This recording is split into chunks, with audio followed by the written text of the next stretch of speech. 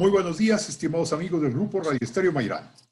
Hoy es sábado 22 de agosto de 2020 y es un grato placer darles la más cordial bienvenida esta mañana de historia. Gracias, muchas gracias por la oportunidad de convivir a través de esta pasión. Soy Luis Alberto Vázquez Álvarez. Este programa lo grabamos respetando las normas federales de la contingencia que estamos viviendo. Una obra literaria de arraigo mundial es El ingenioso hidalgo Don Quijote de la Mancha, de Miguel de Cervantes Saavedra. Lectura muy discutida y citada por infinidad de personas. Pero ahora queremos analizar cómo era el mundo de Cervantes al escribir El Quijote. Ese es nuestro tema de hoy. Y recuerden, distinguidas damas y caballeros amantes de la historia, que para nosotros escuchar sus opiniones nos enaltece, eleva nuestra calidad humana. Por ello les invitamos a que con toda confianza nos brinden su visión del tema y nos honren con ella. Con mucho agrado damos la más cordial bienvenida a nuestro distinguido invitado, Juan Antonio García Villa, licenciado en Derecho y Economía, funcionario y legislador federal, columnista de varios medios de comunicación y actualmente diputado local de Coahuila. Juan Antonio, muy buenos días. Luis Alberto, ¿cómo te va? Muy buenos días. Me da gusto, como siempre, tener la oportunidad de saludarte. Y más cuando se trata de hablar sobre uno de los temas que yo considero más apasionantes para mí en lo personal, pero más interesantes quizá de la cultura occidental. El Quijote y su autor, el insigne Miguel de Cervantes Saavedra. Juan Antonio, solo para ubicarnos en el tiempo, ¿en qué momento se escribió El Quijote? Tengo entendido que fueron dos partes, una primero, otra después. Los años más o menos. No se sabe con exactitud cuándo se empezó a escribir, pero los estudiosos del tema, por diversas circunstancias, incluso que aparecen en el libro, porque Cervantes en el primer capítulo dice, más bien en la introducción, que tuvo su origen en un lugar lúgubre donde tienen su asiento las cosas más dramáticas, en la cárcel, porque Cervantes estuvo cuando menos en 3 ocasiones en la cárcel, por muy breve tiempo y por razones que luego se aclararon. Entonces, más o menos se calcula que pudo haberse iniciado la escritura del Quijote en el año 1591 o 1592, y tiempos de Felipe II. Y la primera parte, como tú bien dices, se publicaron 2, se publicó en 1605. Probablemente hacia diciembre de 1605 es lo más probable, quizá hacia fines de noviembre de 1605, pero Juan de la Cuesta, que fue el editor, el impresor le iba a poner 1606 y dijo, no,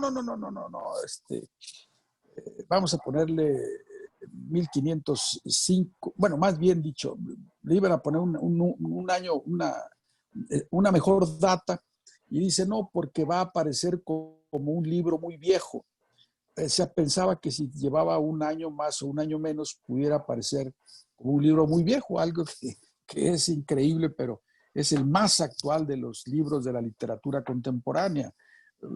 ¿Cuál libro después de 415 años o 415 años se sigue publicando como este, ¿no? Entonces, pues empezó a publicarse se empezó a escribir, digo, por Cervantes hacia 1591, 1592, se publica la primera parte en 1605 y la segunda parte, que tiene una historia interesantísima, su elaboración se publicó 10 años después, en 1615, apenas un año antes de la muerte del propio Cervantes, que para los estándares de la época murió ya muy grande, casi 69 años.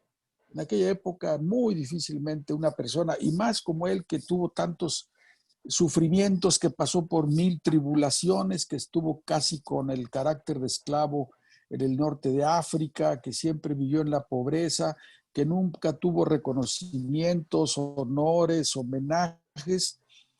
haber vivido 69 años en aquella época y siendo diabético, como todo parece indicar que lo fue, que probablemente la causa de su muerte fue la diabetes, pues alcanzó a ver por fortuna su segunda parte y lo más probable es que esta segunda parte la haya elaborado a matacaballo. ¿Por qué a matacaballo?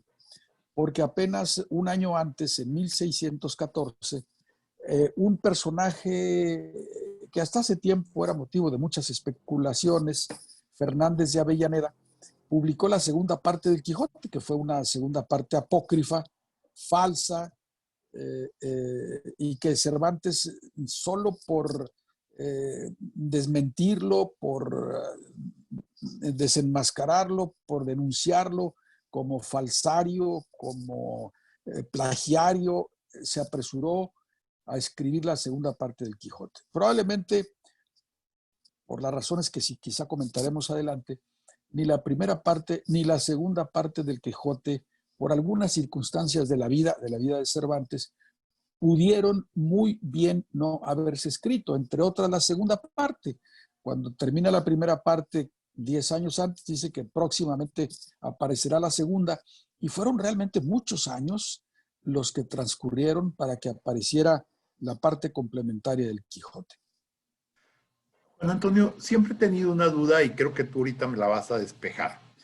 En el Quijote, en la primera parte del Quijote, nos da una visión aproximada de cómo era la vida en España de don Alonso de Quijano, cómo eran además los lugares que él visita en los primeros salidas y demás. ¿Realmente así era la sociedad española de la época en que escribe Cervantes o era diferente? ¿Cómo era? No, si por algo se caracteriza Cervantes, según quienes han estudiado y lo han hecho de manera exhaustiva, su obra principal, que es el Quijote, y sus demás obras escritas, están de acuerdo en que Cervantes describe con gran precisión el alma de España, cómo eran los personajes de su época, cómo vivían, cómo pensaban, cómo soñaban, a qué aspiraban. Es un relato fiel, reitero, del alma de España.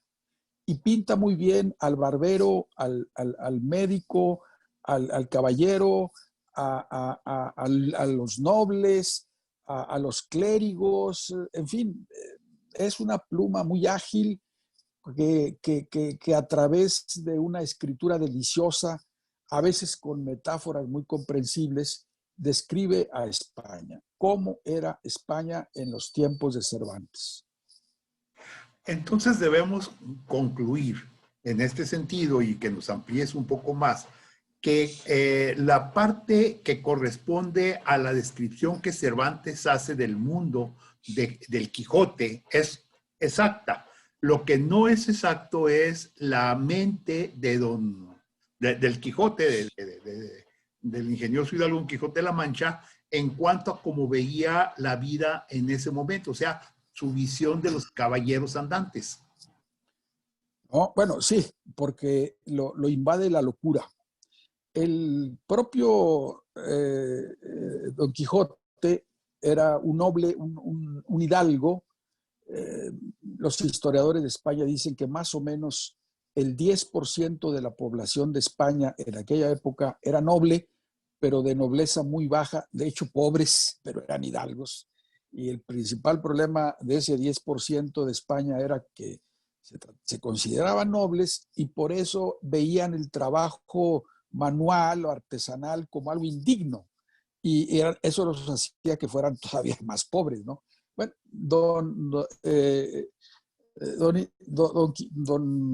el Quijote es un personaje que incluso algunos consideran que estuvo tomado de la vida real, que pudo haber sido un familiar cercano de la única esposa que tuvo Cervantes, aunque tuvo una hija con otra señora, y todo parece indicar que en efecto Cervantes tomaba sus personajes de la vida real. Probablemente después lo reflejaba con algo de fantasía o las circunstancias hacían cambiar la personalidad del personaje, porque el propio Sancho Panza Hay quienes aseguran que se trata de una figura que históricamente existió y la acopla o la adapta a la fábula, pues de manera muy ingeniosa, porque no solo la descripción obedece a una personalidad más o menos real.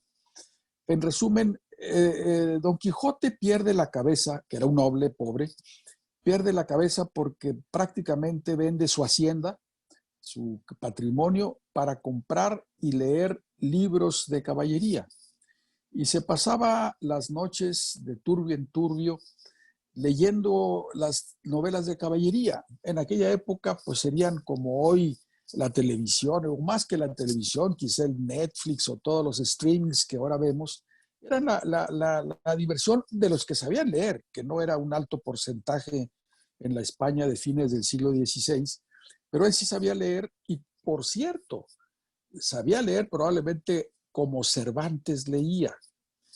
¿Cómo? Acuérdense que la imprenta que hizo factible la difusión de las obras escritas de manera impresa, porque antes eran copias a mano, propició la creación de la imprenta hacia 1492 con Gutenberg, que los libros se publicaran masivamente.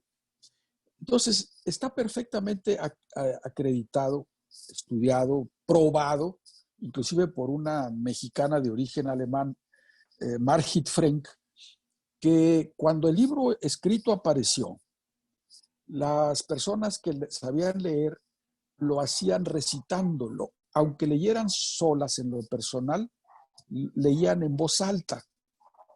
Pero esto lo prueba con literatura de la época y con 1000 testimonios perfectamente bien en un libro espléndido que le valió reconocimientos en España, Margit Frank. Pero Cervantes, también lo logra acreditar, fue de los primeros lectores que cuando lo hacían individualmente ya leían en silencio. Bueno, total, el ingenioso hidalgo Don Quijote de la Mancha leyó todos los libros de caballería que pudo haber encontrado y que por eso vendió su patrimonio. Eso hizo que se trastornara y que le llegara a la creencia de que la caballería existió o de que las aventuras de los caballeros andantes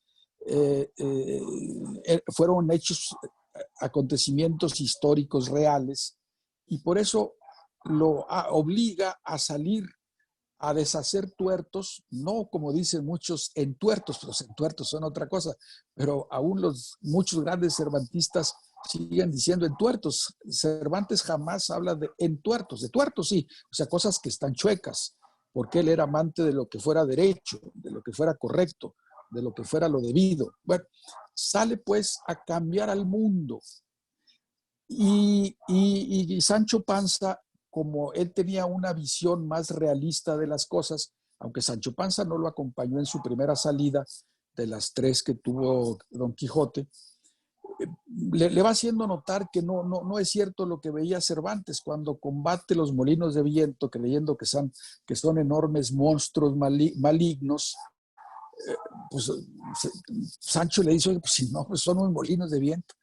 Y así le va haciendo notar todas las incorrecciones que en su visión distorsionada de las cosas tenía Don Quijote, producto de la lectura apresurada de la que se empachó leyendo libros de caballería, que los había muchísimos. Entonces, la obra de Cervantes lo que trata es de deshacer esa máquina de mentiras que eran los libros de caballerías. Pero lo curioso es que te comento que Sancho Panza en la primera parte, en las primeras salidas, bueno, que era la segunda de Don Quijote, porque repito, la primera salió sin Sancho, pero llega un momento en que Don Quijote empieza a comprender que está haciendo las cosas mal, que es incorrecto, que tiene una visión distorsionada de las cosas. Y lo curioso es que después el que adopta esa actitud de incorrección es el propio Sancho. Por eso hay autores que dicen que en el curso de la novela Don Quijote se sanchifica y Sancho se quijotiza. Es muy interesante, pero además es un fenómeno psicológico estudiado por la moderna ciencia psicológica y como lo pinta Cervantes es de una gran exactitud, tal como reacciona un enfermo que padece esa enfermedad. Qué interesante, realmente muy atractivo esto. Yo quisiera, ahorita vamos a hacer una breve pausa. Me gustaría regresar a platicar esa España de la época en que escribe Cervantes, que nos comentes un poco más cómo vivían, cómo era la gente. Vamos a hacer Con una mucho gusto. pausa. Regresamos a Diálogos con la Historia. Estamos platicando con Juan Antonio García Villa, licenciado en Derecho y Economía, funcionario, legislador federal, intelectual, columnista en varios medios de comunicación, diputado local de Coahuila actualmente, y él nos está platicando de cómo era el mundo de Miguel de Cervantes Saavedra cuando escribe El Quijote. Juan Antonio, realmente llama la atención porque pareciera ser que hay dos mundos. Tú ya nos comentaste ahorita de que el Quijote, don Alonso de Quijano, vivía en el mundo de los caballeros andantes, tal vez, no sé, corrígeme, de los siglos XII, XIII. Sí, de la caballería andante, de la Edad Media, de la Baja Edad Media, y sí, siglos X, XI, XII, XIII. Vaya, para que el radioescucha lo tenga más claro, de la época de las cruzadas, ¿no? Cuando empezaron a florecer y todavía hasta 2 siglos antes del Quijote, estas aventuras que la gente leía con mucha fruición, ¿eh? Lo mismo los nobles que los clérigos y que la gente plebeya que sabía leer, la gente del pueblo, que sabía leer, o aunque no supiera leer. Es muy interesante el tamaño, la extensión de los 124 capítulos del Quijote es más o menos parecida. ¿Por qué es más o menos parecida y por qué su lectura se puede llevar más o menos una media hora, 35 minutos? Porque se acostumbraba en aquella época, como solo 1 o 2 de cada 10 adultos sabía leer, que los vecinos en una noche se reunían en la casa de alguien y el que sabía leer leía un capítulo y obviamente pues lo que alguien soporta o aguanta leer, por muy interesante que sea, pues son 30, 35, 40 minutos, que es la extensión que tienen aproximadamente casi todos los capítulos del Quijote en sus 2 partes, que son 124 capítulos. ¿Cómo era la España de Cervantes? Bueno, obviamente ya se había producido la Reconquista. Cervantes nació, curiosamente, en el mismo año en que murió Cortés, en 1547. Bueno, ¿y por qué lo menciono? Bueno, pues porque a pesar de que nació en el año en que murió Cortés, Cervantes lo menciona diciendo que había que hacer cosas grandes en la vida, como a veces se presentaba la oportunidad de hacerlo, y pone entre varios ejemplos cuando el cortesísimo Cortés, así dice, cuando el cortesísimo Cortés mandó quemar las naves para quedarse donde estaba. Entonces, España tendría, más o menos se calcula, la vida de Cervantes, la segunda parte del siglo XVI, más o menos unos 6 millones de habitantes. 6 millones de habitantes para un territorio que no llega a las 2 veces, a los 2 tantos que tiene Coahuila. Entonces, y Coahuila, pues no tiene en este momento 6 millones de habitantes. La mayor parte de esa población vivía en el área rural. Ya a los pocos años de fallecido Cervantes, se levantó un recuento de población, lo que hoy llamaríamos un censo demográfico, hacia el año de 1617, apenas el año siguiente a la muerte de Cervantes, y había en España 15.720 núcleos habitados. Son muchos, quiere decir que la población estaba muy dispersa y básicamente 75-80% vivía en Castilla y sus 18 provincias. disperso pero en la población, pero básicamente concentrada en Castilla y sus 18 provincias. Obviamente, entre estos 15.770 núcleos poblados estaban las ciudades, que no eran muy grandes, ni siquiera tan grandes como llegó a ser la muy noble y leal Ciudad de México, y se clasificaban en ciudades, villas, lugares, caseríos, cortijos y ventas. O sea, así como ahora decimos, es ciudades, pueblos, comunidades, villa. Bueno, todas esas clasificaciones existían al momento en que se hace este recuento de la población de España en el año de 1617. Habrás notado que la tercera categoría, después de las ciudades y de las villas, son los lugares. Modernamente entendemos un lugar como un sitio, por eso empieza el Quijote en un lugar de la Mancha, de cuyo nombre no quiero acordarme. No se está refiriendo a un sitio, sino a una población que tenía la categoría de lugar. Ya, no sé si me explico. Es un lugar. Y pocos saben esto y siguen diciendo, ¿cuál es el lugar de la Mancha? Pues el lugar de la Mancha era un lugar, que no era villa ni era caserío, un lugar. Bueno, era una población básicamente rural, de las cuales el 10%, como ya te había dicho en el segmento anterior, eran nobles pobres, como el propio Cervantes, y como Cervantes refleja a su personaje, Don Quijote de la Mancha. Y más o menos de esos 6 millones de habitantes, unos 100,000, un poco más del 1.5% eran clérigos. No sé si por la religiosidad del pueblo español, 100,000 clérigos, de los cuales la mayoría eran de órdenes religiosas y la minoría eran del clero secular, hayan sido pocos o muchos, pero se presentaba la misma circunstancia que con el resto de la población. Los párrocos y los curas de pueblos, de villorrios, de lugares, etcétera, pues eran los campesinos que llegaban a ser religiosos o clérigos, y los altos puestos de obispos,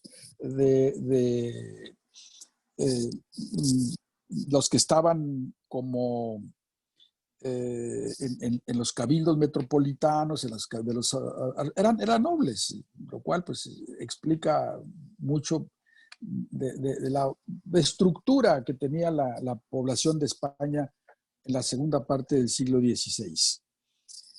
Obviamente, había una muy desigual distribución de la riqueza. Se calcula, alguien lo ha hecho, pues creo que de manera muy aproximada, que los nobles, aquí un dato muy interesante, dice Luis Alberto, ¿cuántas familias nobles creerá el auditorio que había en la España de Cervantes? ¿1,000, 2,000, 5,000 en 6 millones de habitantes? 99. Eran 99 familias, de las que, aquí tengo el dato, ¿dónde está? Perdón. Bueno, ahorita lo localizo. Pero eran 99 familias que eran nobles, de las que eran, bueno, ahorita lo localizamos, pero sí, eran 18 marqueses, no, perdón, 18 duques, 38 marqueses y 43 condes. Repito, 18 marqueses, perdón, 18 duques, 38 marqueses y 43 condes. Por cierto, en la segunda parte del Quijote, Don Quijote llega, cuando va rumbo a Barcelona, a dar con una casa de recreo, una casa campestre que tenía uno de los duques, que nunca se sabe quién fue. pero dicen que corresponde a un personaje histórico, el duque que llamaban de Villahermosa, que son deliciosos los capítulos, pero de todas maneras pinta a unos duques aparentemente muy humanos, pero a la vez muy soberbios. Son capítulos increíbles estos. La ventaja del Quijote es que quien quiera leer un capítulo no necesariamente tiene que estar en el contexto, puede leer con muy buen provecho capítulos sueltos del Quijote porque todos tienen una enseñanza y todos le ofrecen al lector una nueva visión. Yo, por ejemplo, estoy en la sexta lectura del Quijote y en cada ocasión que lo leo encuentro cosas que antes no había comprendido, no había entendido o no le había encontrado su sentido. Bueno, se calcula pues que esos 99 de la alta nobleza les llama Quijotes los grandes de España, tenían un ingreso promedio anual, calculado modernamente en forma muy gruesa, equivalente a 20,000 ducados.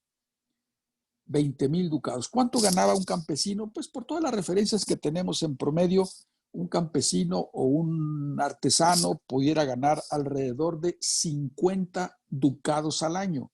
Quiere decir que los nobles tenían 4,000 veces el ingreso de un español común y corriente de la época de Cervantes. Yo no creo, Luis Alberto, que modernamente esté mucho mejor la cosa, ¿eh? Yo creo que incluso actualmente los 99 más ricos de México ganan más de 4,000 veces lo que gana el mexicano promedio. Entonces, tenemos pues que esta era la España. Se comía, bueno, yo creo que en otra ocasión, si hay oportunidad, porque es muy interesante hablar qué comían, qué bebían, cómo vestían, en qué se divertían, etcétera. Pero lo interesante es que, reitero, Cervantes recoge con una pluma que tiene no solo agilidad y buen estilo, es lo mejor que ha escrito, bueno, Dostoyevsky lo dice, el género humano. Y aunque hay quienes que lo comparan, ojalá y hasta pudiéramos dedicar una sesión, si te es posible, a comparar a Cervantes, porque hay comparaciones que a mí no me gustan. De hecho, él mismo dice que las comparaciones son odiosas y probablemente él acuñó ese refrán, las comparaciones son odiosas, pero todo el mundo lo compara con Shakespeare. Y lamentablemente, desde mi punto de vista, porque yo me dediqué un tiempo a hacer esa comparación, claro, nunca he leído a Shakespeare en inglés, ni lo espero leer en inglés, pero, pero no creo que guarde punto de comparación. Cervantes es superior, en primer lugar, porque tuvo una vida muy difícil, nunca fue objeto, reitero, de reconocimientos, honores, homenajes, como sí lo fueron algunos otros de sus contemporáneos, injustamente, porque si alguien es sobresaliente en la época en que, según dice alguien de aquellos años, Madrid tenía 8 poetas en cada esquina, o sea, estamos hablando del siglo de oro, que Cervantes se mide con los grandes escritores españoles o de habla hispana de todos los tiempos y es verdaderamente el más sobresaliente de todos ellos. La comparación que se hace de Cervantes es con Lope de Vega, aunque Lope de Vega era 17 años menor que él, que aunque bueno, fue tan gran escritor Lope de Vega que el propio Cervantes, aunque fue más o menos contemporáneo suyo, pero no exactamente de su generación, fue el que le dio el mote de el monstruo de la naturaleza. O sea, para Cervantes, que sabía reconocer los méritos ajenos, Lope de Vega fue un monstruo de la naturaleza, porque le reconocía su valor como escritor. Y en esa época todo el mundo hablaba de Lope de Vega, todo el mundo lo encomiaba, lo elogiaba, le reconocía, le rendía tributos, honores, representaban sus obras, era clérigo y estaba casado con con dos mujeres, nadie le decía nada, era favorito en la corte Y el pobre Cervantes nunca tuvo reconocimientos. Hay un historiador moderno de nombre Daniel Trapiello, y dice, él es un apasionado de Cervantes, Trapiello, y dice que a pesar de que Lope de Vega, a la luz de lo que hoy sabemos de ambos, no se le compara a Cervantes, y con todo y que Cervantes lo haya bautizado con el mote de el monstruo de la naturaleza, es digo, Cervantes es muy superior a todos los del siglo de oro. Y dice Trapiello, si en la época de Cervantes, fíjate nomás qué ingenioso, si en la época de Cervantes se hubiera establecido el premio Cervantes, seguramente se le hubieran dado primero a Lope de Vega que al propio Don Miguel. Bueno, pues así son las cosas en este mundo. Pero por fortuna, después de 404 años de muerto, Cervantes es plenamente reconocido. Su obra es, después de la Biblia, la que más se ha leído, la que más se ha leído en el mundo. No es la que tiene más traducciones, curiosamente. Y yo me encontré con un dato significativo cuando me puse a investigar más o menos con profundidad sobre ese tema, y resulta que la obra más traducida a otros idiomas, aunque fue escrita en francés, es El Principito de Antoine de Saint-Exupéry, que ha sido traducida a un poco más de 400 idiomas. Dejamos para otra ocasión Sí. esto que dejamos a la mitad. Fíjate que está muy interesante. Mira, voy a tener que hacer en este momento una pausa y ahorita al regresar de la pausa comentamos algunos aspectos interesantes. Vamos a una pausa. ¿Cómo no? Regresamos a Diálogos con la Historia. Estamos platicando con Juan Antonio García Villa. Él es licenciado en Derecho y en Economía. Ha sido funcionario y legislador federal. Es un intelectual lagunero, columnista de varios medios de comunicación. Actualmente es diputado local de Coahuila y estamos platicando acerca de lo que es precisamente la vida de Miguel de Cervantes Saavedra y la vida de España en el tiempo en que Miguel de Cervantes Saavedra escribió El Quijote. Fíjate que me dejaste, Juan Antonio, pues con una banderilla de fuego, por decirlo así, con la idea de que pudiéramos hacer un análisis de comparar al genio de la literatura inglesa, William Shakespeare, con el genio de la literatura hispana, que veo que tanto para ti como para mí son los genios de la literatura universal, en particular Miguel de Cervantes Saavedra. Por cierto, tengo entendido, hay ahí la versión de que no solamente eran contemporáneos, sino que fallecieron el mismo día, aunque con horas de diferencia y cientos de kilómetros de distancia. Bueno, es un dato muy interesante. Ambos oficialmente fallecieron el 23 de abril de 1616. Ambos. Pero con 10 días de diferencia. Ah, caray, Porque, interesante. sí, o sea, el mismo día, mes y año oficialmente, pero con 10 días de diferencia. ¿Por qué? Porque cuando Cervantes falleció en 1616, ya en época de Felipe III, España ya había adoptado el calendario gregoriano e Inglaterra se regía todavía por el antiguo calendario romano implantado por Julio César. Julián. De ahí que el nombre de calendario juliano. Pero Cervantes murió unos días antes, aunque fue el 23 de abril, pero del calendario gregoriano. Y Shakespeare murió también el 23 de abril, pero del calendario juliano. También murieron exactamente igual el mismo día, mes y año, ahí sí Cervantes, y el peruano que vivió en España, válgame,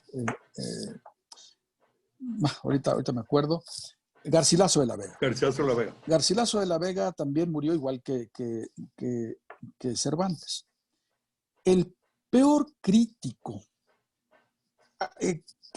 pero en serio, de Cervantes, es un ruso de apellido un noble ruso que su familia sale de Europa Vladimir Nabokov, que por cierto es el autor de aquella famosa novela Lolita, que llevaron al cine en dos diversas versiones. No sé si te acuerdas, Lolita. Bueno, este es un crítico serio, serio. Analizó a profundidad la obra de Cervantes, en particular el Quijote, y dictó una serie de conferencias en Harvard a principios de la década de los 50, ya terminada la Segunda Guerra Mundial, y esas 10 conferencias las publicaron en un libro que no es más que una muy ruda crítica a la obra de Cervantes. Yo me dediqué a analizarla y tengo un ensayo en donde voy deshaciendo una por una las críticas de Nabokov. Y al final de los propios razonamientos de Nabokov, llego a la conclusión de que era su admirador. Bueno, eh, entonces se trata pues de una obra muy estudiada y que todo venía a propósito de que también curiosas cosas de la historia. Nabokov murió un 23 de abril, obviamente no de 1616, pero fíjate qué coincidencias, ¿no? Shakespeare y Cervantes mueren exactamente el mismo día, mes y año oficialmente, aunque con 9, 10 días de diferencia. Garcilaso de la Vega sí muere igual que Cervantes, y Nabokov muere el día, mes y un año diferente, obviamente, de Cervantes, pero a mí me ha parecido siempre eso algo muy, muy significativo. Oye, Así es. sí, y bueno, pues sí, vamos a dejar pendiente lo de la no comparación, porque me gustaría comparar, sino más bien hacer un análisis sobre Shakespeare y Miguel de Cervantes Saavedra. Pero déjame ¿Cómo no? preguntarte, ¿cómo era entonces, te preguntaba, cómo recibían a Miguel de Cervantes Saavedra antes de la primera edición del Quijote y después de la primera edición de Quijote? ¿Cambió la visión de los españoles, por lo menos los cercanos a él, con la edición del Quijote? Fíjate que antes de la publicación en 1605 de la primera parte del Quijote, Cervantes hacía 20 años, que son muchos y más para la época, que había publicado su primera obra, La Galatea, que incluso él dice casi hasta el final que es su mejor obra. No sé por qué, francamente nunca he entendido por qué él mismo haya dicho eso. Pero tengo la impresión de que antes de la publicación del Quijote, pues Cervantes era auténticamente un desconocido en España, porque después de 20 años de haber publicado La Galatea, que pues no fue un libro muy exitoso, una novela muy exitosa, pues no lo conocían. Cuando publica el Quijote, sí se dio a conocer. Y Cervantes, como era de descuidado en sus cosas, pudo haber ganado mucho, es haber hecho una fortuna con los derechos de autor del Quijote, pero no la supo hacer, porque vendió por anticipado sus derechos y francamente los regaló. Se calcula modernamente, aunque no existe el dato verídico, como sí lo existe, por ejemplo, de la Galatea y de las novelas ejemplares, que le pagaron 200 ducados por las novelas ejemplares. Entonces de ahí se deduce que por la primera parte del Quijote seguramente le pagaron más de los 200, de los 200 ducados. Y lo curioso es que vendía la obra y ya no seguía participando de regalías por las subsiguientes ediciones. El primer año de la publicación de la primera parte del Quijote, que entre paréntesis se le conoce como la edición príncipe, y por extensión ahora, cuando hay una edición muy famosa de alguna obra, por ejemplo, 100 años de soledad, la de 1969, también le llaman a la primera edición que fue argentina de García Márquez, la edición príncipe, pero por definición, la edición príncipe es la primera que se imprimió de la primera parte de El Quijote escrito por Miguel de Cervantes Saavedra.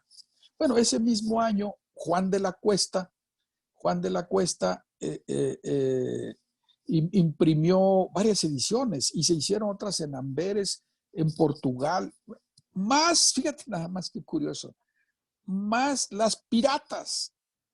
Ya en aquella época había ediciones piratas y el mismo año en que Cervantes publicó la edición Príncipe, que aparecieron otras ediciones de Juan de la Cuesta y en otras partes de Europa, pues cuando menos se tienen identificadas dos ediciones piratas de 1605.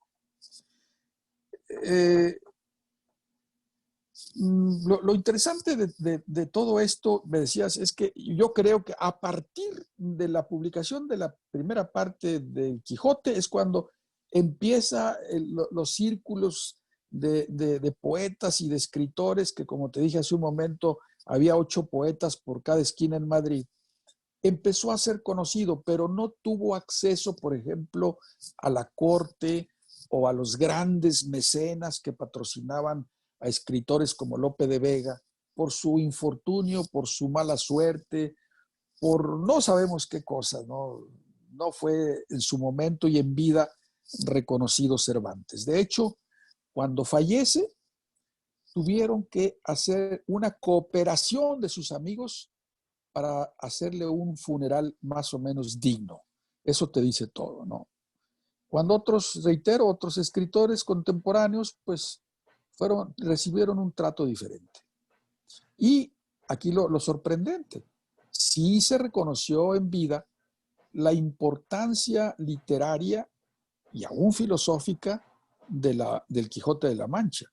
Pero a pesar de eso, Cervantes ni obtuvo dinero ni los reconocimientos que en su época debió haber obtenido. Pero, pues cosas del destino, es hoy por hoy el escritor más conocido en el mundo, más conocido, admirado y respetado en el mundo. Y esto, a través de los años, se han hecho encuestas, se han hecho pues estudios y eso arroja sin lugar a dudas, sin lugar a dudas.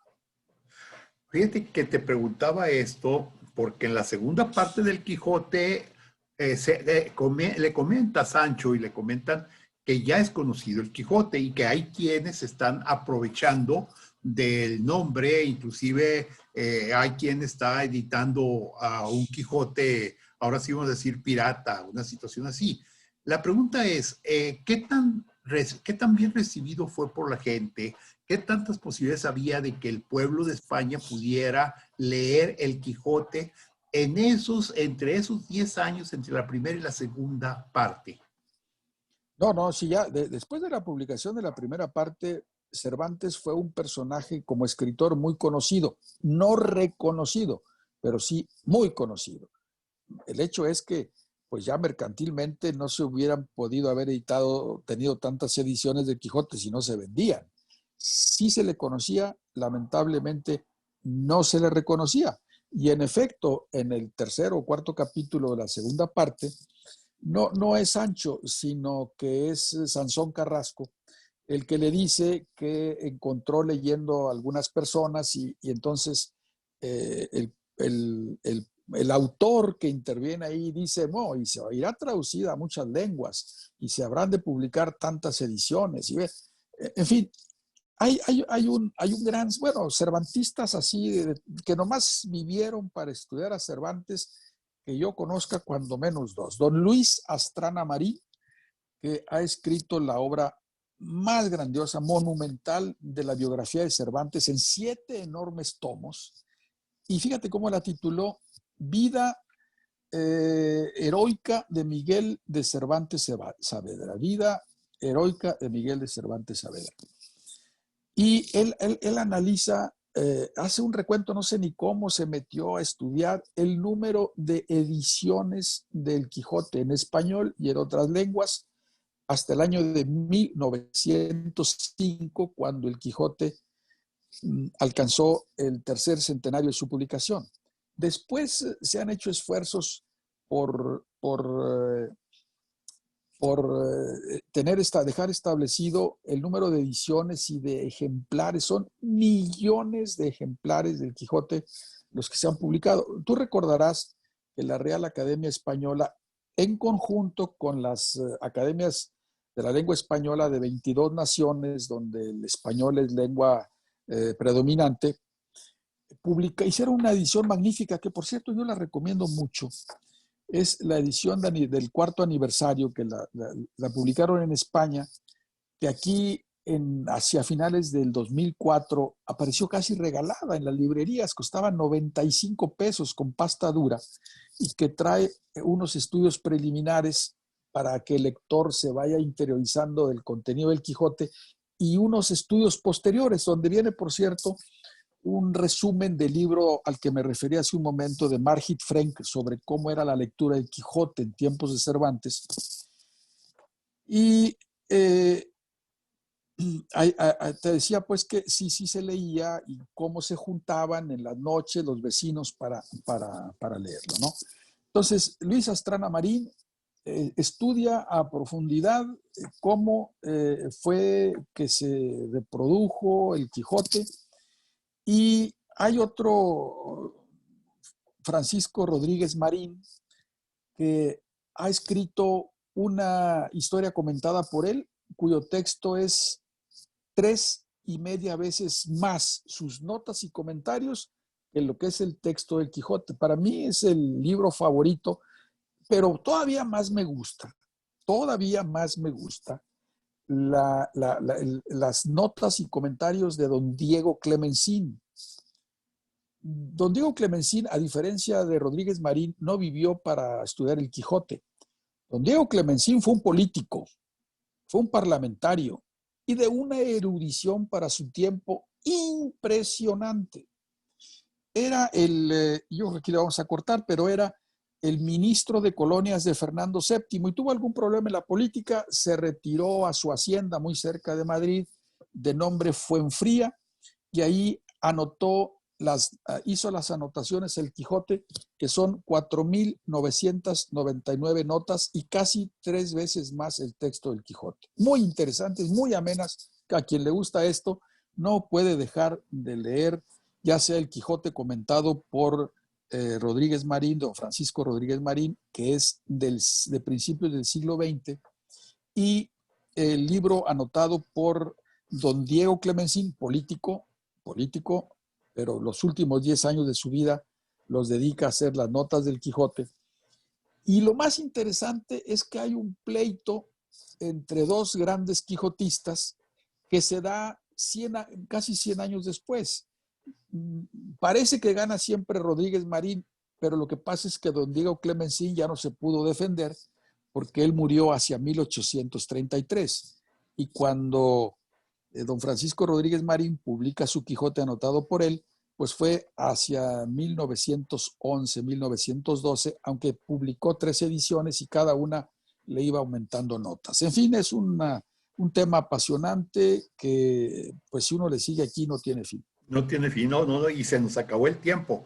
Juan Antonio García Villa, muchísimas gracias. Vamos a hacer un segundo programa. ¿Qué te gustaría que platicáramos en él? Pues vamos a platicar sobre lo que, a lo mejor las traducciones, que es interesante lo de las traducciones. Por ejemplo, ha habido 18 traducciones al inglés. ¿Cuál es la mejor? Ninguna. Ninguna, porque el Quijote es intraducible. Las 2 últimas son muy buenas, de una americana, Edith Grossman, y de un inglés. Y se publicó hace como 10, 15 años las 2. Y entre ellos se dicen que la de ellos es la última, la mejor y la definitiva. No, nunca podrá haber en otro idioma un Quijote como nosotros. Tenemos el gran privilegio de leerlo porque tenemos como lengua madre al castellano. Excelente, muchísimas gracias a Juan Antonio García Villa, a Claudia Martínez Martel, mi compañera en la coordinación general y su voz en el dato histórico, a Roberto Ríos en la dirección de edición y grabación, y a ustedes, estimados amigos, los esperamos el próximo sábado, 29 de agosto. Muchas gracias, muy buenos días, muy feliz fin de semana.